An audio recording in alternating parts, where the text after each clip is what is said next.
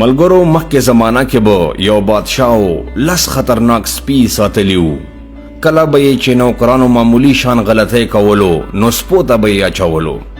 یوه ورځ یې یو نوکر نه وړوکې شان غلطي وشوه نو بادشاه پې غوسه شو او آرډر یې وکړو چې دا نوکر سپو ته واچو.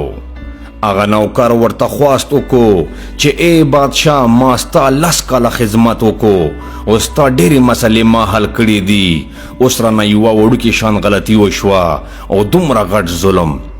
بادشاه ته یې خواست وکړو چې صرف 8 ورځې ماله راکه، بیا مې سپو ته واچوه.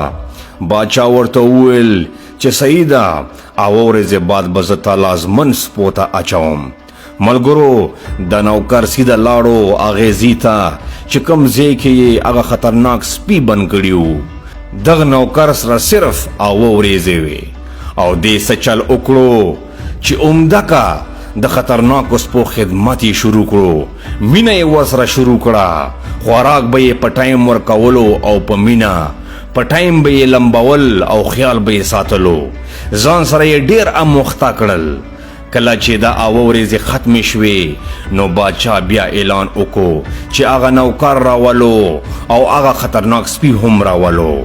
کله یې چې راوستل نو نوکر یې ورته ور واچولو او سپو ته یې په نښه کړو. ملګرو هغه سپو په دې نوکر را ټوپ کړل او مینه یې ورسره کوله، ورسره مشغوله یې کوله او دغو سپو ورته خپې ساتلې او دې نوکر ورته په سر لاس وهدو لکه د مار. بادشاه غصه شو، وایي د سپي د نوکر ولې نه خوري؟ نوکر ورته وایي چې ای بادشاه صاحب ما ستا 10 کاله خدمت وکړو او تاله مې ډېره مینه درکړې وه، خو یو معمولی شان غلطي باندې تا زما ټول ښه کارونه هیر کړل. ما خو صرف 8 ورځې د دوی سپو خدمت وکړو او مینه مې ورسره وکړه. یاد لره د سپي به ما کله هم ونه خوري. بادشاه ډېر کچه شو او شرم وراغو او پښیمانه شو په دې خبره. ملګرو تاسو ته هم زما دا خواست دی چې کله هم د یو انسان نه غلطي وشي د هغې ښه مه هېروو.